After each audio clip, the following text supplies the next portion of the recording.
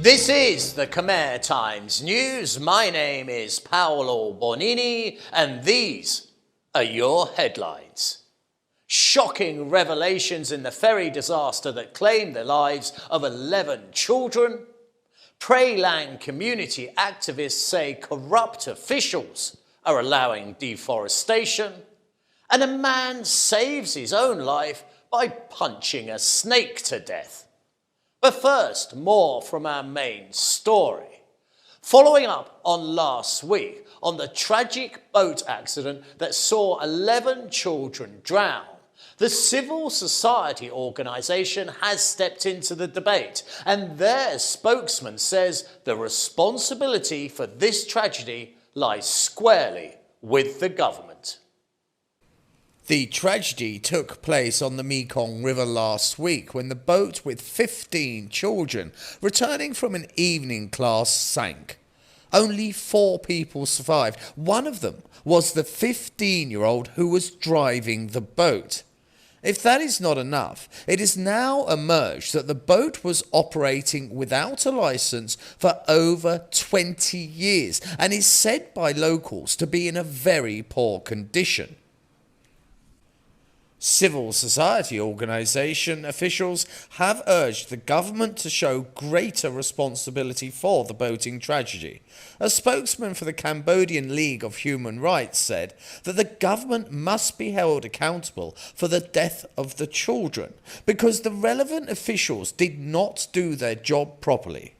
A spokesman said, "The government is responsible for licensing and monitoring boating operations, and the local authorities must be held responsible, as it is part of their job to ensure the safety of the people on both land and on water." It is certainly a tragic chapter in the local history and will hopefully serve as a very strong warning that the licensing of all transport services must be more closely regulated, as this story very much echoes the continuing deaths of garment workers being transported in trucks with little or no regard for their safety. An inquiry is underway. Activists this week are calling out officials, claiming those whose sworn duty it is to protect Prey Land forests are complicit in forest crimes. The situation is indeed desperate.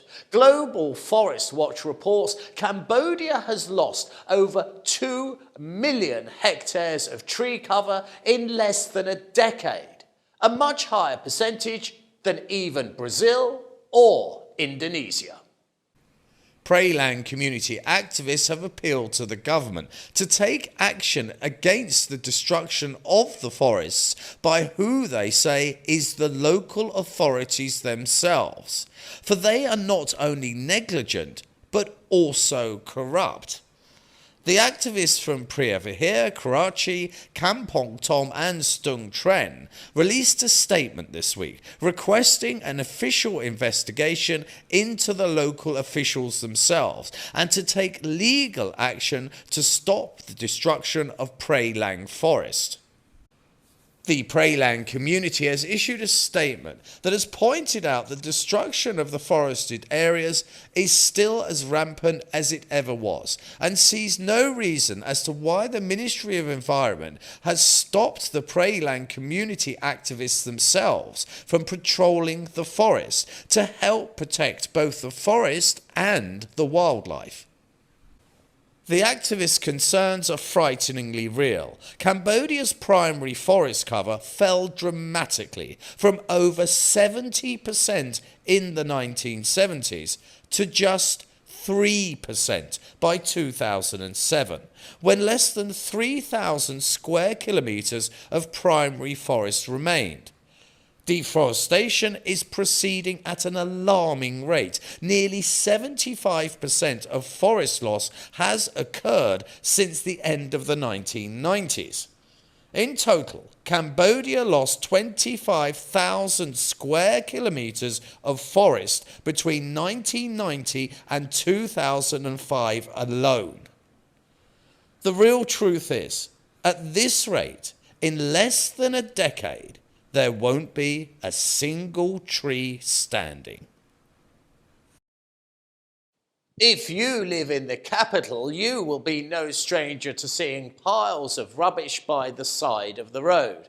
Well, this week, City Hall defended its record by saying it is very much not only about collection, but the education of those dumping the rubbish without any consideration for others. Garbage management in Phnom Penh is about halfway towards its goal of effective rubbish removal, City Hall has announced, as more than half of the city's residents now know how to deposit rubbish for collection at the correct time and the correct place, while the other half are simply careless and inconsiderate to other residents.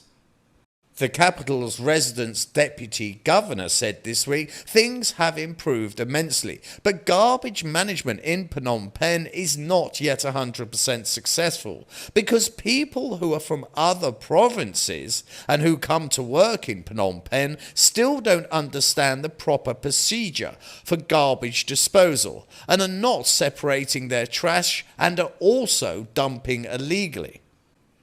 Phnom Penh typically produces 3,500 tonnes of garbage every single day, and that jumps to nearly 4,000 tonnes during festivals. And there are 3 companies working to remove this continuous wave of rubbish that only ever increases year by year. But the focus, some feel, should now be much more on education. For where there is rubbish, there is rats, there is cockroaches, and therefore there is disease. The Doomsday Cult of Khmer is back in the news, and this time the accusations have a very serious undertone to them. And that is, hundreds of children within the cult are being brainwashed. And by what one parent says in an interview, the alarm bell should now be ringing very loudly indeed. The League of Democratic Party are allegedly indoctrinating some 300 children in a farmstead near Kulon Mountain. The conditioning of the children is akin to the Khmer Rouge regime, including money is useless and all possessions should be given up to the cult. The LDP themselves said, "We categorically and unequivocally deny that we are brainwashing children. We are, in fact, helping them." That's all fair enough, but a mother of one child has said, "If the children returned to the outside world, they would be very different from other kids, since they think and behave politically like adults, and they would find it difficult to make friends with others, except for LDP people." Now that is an extremely worrying statement, as when you alter a child's behaviour so radically that it can't form relationships with other kids, then something is very wrong indeed, and is classic cult indoctrination. A coordinator of the Cambodian Human Rights Association agrees, and he said the government must take immediate action to ensure the children are safe. And this group are displaying cult-like behaviour already, and one of those is to adopt a siege mentality. And that, so often, never ends well. Do you remember last week a man in Siem Reap who was bitten by a crocodile when going down by the riverside in the early hours of the morning? A man who did not shy away from a fight, but drew his knife and promptly killed the crocodile. Well, yet again, we have another case of a man fighting back when most would flee in horror. A young man in Banteay Minche province was clearing out a chicken coop when, much to his surprise, a venomous snake reared up its head and bit him. A bite that could have ended his life, but the young man did not flee. To quote our own reporter here at the Khmer Times, he calmly beat the snake to death. The man fought back, and after punching the snake into the next life, he then put it in his pocket and walked to the nearest hospital. An exceedingly smart move for a few reasons. Not only could he show the doctor as to what it is that had bitten him, but by keeping calm, he did not elevate his heart rate and increase the flow of venom around his system.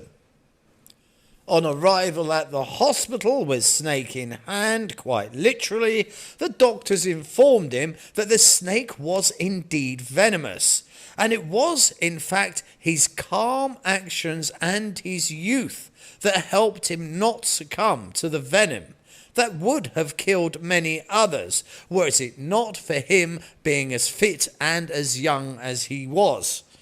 And just like our gentleman of last week who killed the crocodile that took him on, our courageous snake man was hailed by the local villagers as quite the conquering hero. And now it's time to look at our sports news.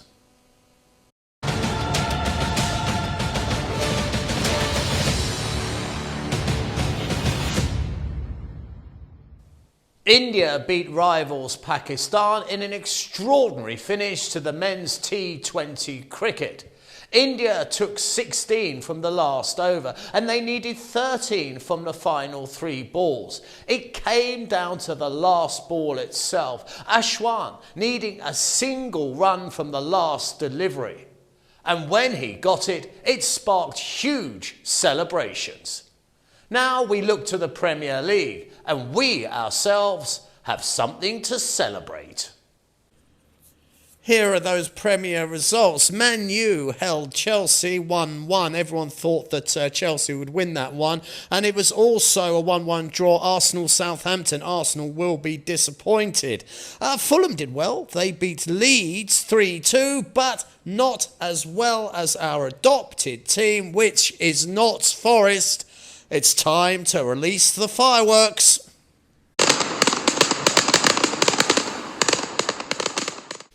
Holy moly Lord above. Yes, our adopted team did actually score a goal, and they did it against Liverpool. What Liverpool didn't do was score a goal. So by the rules of football, Nottingham Forest won. Now what you can't see on this chart here is the bottom of the table because we're looking at the top. But I can assure you that Nottingham Forest are still in last place. So come on, Notters, let's have another goal next week maybe. The leaders are Arsenal, clinging on by just 2 points. In the middle of the table, Man U, surprisingly, are at 6th, and they've been playing atrociously.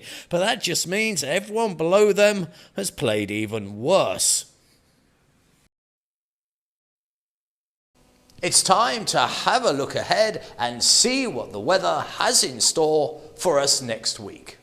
Well, this is a very welcome sight for sore eyes. Look at the weekend. It's the launch pad into next week, and right across the board, there's not even a hint of rain. But saying that, the humidity is quite high. It's still in the 70% region. This has been the Khmer Times News. You can contact myself at the studio by mailing us at ktnewsstudio@gmail.com. Please do subscribe and comment and stay up to date with all the breaking news by following us on both Facebook and Telegram. This has been Paolo Bonini, and that was the week that was. I'll see you next Saturday for your weekly roundup.